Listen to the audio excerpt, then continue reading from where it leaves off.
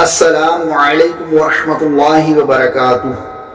نحمده ونصلی علی رسولہ الکریم فاما بعد فاعوذ باللہ من الشیطان الرجیم بسم اللہ الرحمن الرحیم الصلاۃ والسلام علیک یا رسول اللہ وعلی آلک واصحابک یا حبیب اللہ۔ میرے پیارے محترم عزیز دوستو، میرے پیارے محترم عزیز ساتھیوں، آج ہم انشاءاللہ عز و جل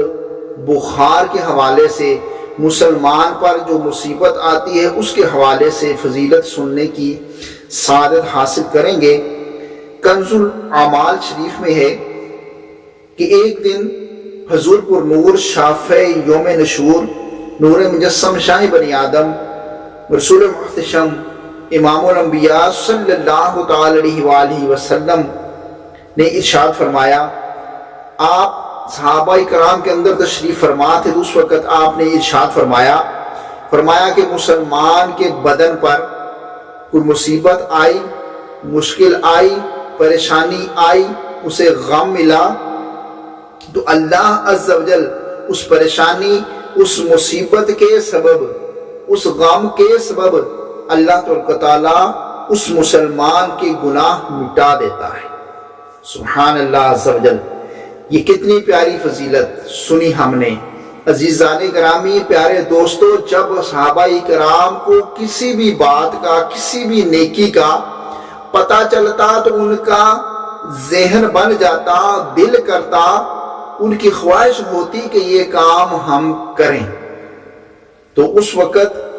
صحابہ کرام کے اندر جو صحابی یہ رسول صحابہ کرام تشریف فرماتے تو ان کے اندر حضرت سیدنا ابی بن کعب رضی اللہ تعالیٰ عنہ بھی تشریف فرماتے۔ تو جب یہ بات آپ نے سنی تو اسی وقت آپ نے دعا مانگی اللہ تعالیٰ کی بارگاہ میں، فرمایا کہ یا اللہ عز و جل، میں تجھ سے اپنی موت تک، یعنی جب تک میری زندگی ہے، جب تک موت نہیں آتی، موت تک، جب تک زندگی ہے میری،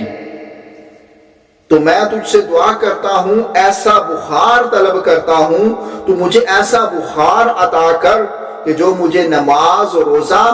حج اور تیری دینی کاموں سے، جہاد وغیرہ سے نہ روک سکے۔ سارا سال، ساری زندگی مجھے ایسا بخار عطا فرما، کیونکہ فضیلت سنی تھی۔ تو آپ رضی اللہ تعالیٰ کی دعا قبول ہوئی، کیونکہ اللہ تعالیٰ کے نیک بندوں کی دعا قبول ہو جایا کرتی ہے اسی وقت۔ تو قبول ہوئی تو راوی لکھتے ہیں، راوی کا بیان ہے، لکھنے والے لکھتے ہیں کہ حضرت سیدنا ابی بن کعب رضی اللہ تعالیٰ عنہ کو ہر وقت دن کے ڈبل 12 گھنٹے، دن کو رات کو، ہر وقت کوئی لمحہ خالی نہ جاتا، ہر وقت بخار رہتا، یہاں تک کہ آپ رضی اللہ تعالیٰ عنہ کی اسی بخار کے اندر وفات ہو گئی۔ آپ دنیا سے تشریف لے گئے، دنیا سے پردہ فرما دیا۔ آپ رضی اللہ تعالیٰ عنہ اسی حالت میں بھی مسجد میں نماز کے لیے حاضری دیتے، روزہ رکھتے، حج ادا کرتے، جہاد کرتے، یعنی اللہ تعالیٰ کے جتنے نیکی کے کام تھے، جتنے احکام تھے، سب کو پورا لاتے اسی بخار کے اندر۔ آج ہم بھی غور کریں، ہمارے سر میں درد آ گیا، کوئی نزلہ لگ گیا، زکام آ گیا، بخار آ گیا، تو ہم جو تھوڑی بہت عبادت کرتے ہیں وہ بھی ہم چھوڑ دیتے ہیں۔ تو ہمیں ایسا نہیں کرنا چاہیے۔ تو بخار کی فضیلت ہم سنتے ہیں، تو بخار کی فضیلت ہم نے سنی تو حضرت سیدنا ابو ہریرہ رضی اللہ تعالیٰ عنہ، یہ سنن ابن ماجہ میں ہے، سنن ابن ماجہ میں یہ درج ہے کہ حضرت سیدنا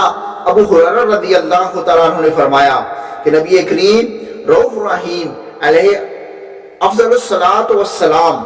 کہ حضور میں بخار کا ذکر کیا گیا، یعنی آقا کریم صلی اللہ علیہ وسلم کی بارگاہ میں جب صحابہ کرام تشریف فرماتے تو اس وقت کسی نے اس کا تذکرہ کیا، ذکر کیا بخار کا۔ بخار کا جب ذکر ہوا تو ایک شخص نے بخار کو برا بلا کہنا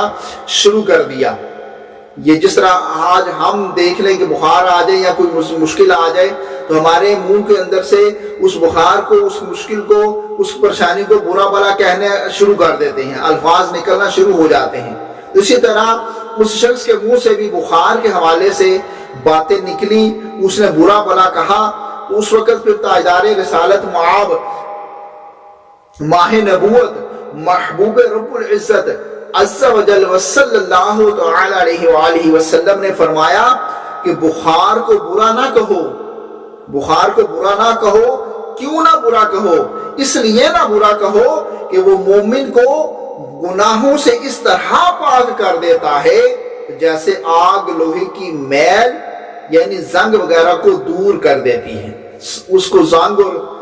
اس کی مٹی وغیرہ جو لوہے پر جمی ہوتی ہے، آگ جو ہے جب اس کو آگ میں ڈالا جائے تو وہ اس کو صاف اور چمکدار بنا دیتی ہے، خوبصورت بنا دیتی ہے۔ تو فرمایا کہ مومن کے لیے، مسلمان کے لیے بخار ایسا ہے کہ جب بخار آتا ہے تو جب واپس جاتا ہے تو مسلمان کی گناہ ختم ہو جاتے ہیں، وہ بالکل گناہوں سے پاک ہو جاتا ہے۔ تو فرمایا کہ یہ ایسا ہے جیسا لوہے کو بٹی میں ڈال دیا جائے تو اس کا رنگ، وہ آگ جو ہے وہ تپش جو ہے ختم کر دیتی ہے، اس کو چمک دے دیتی ہے، اس کی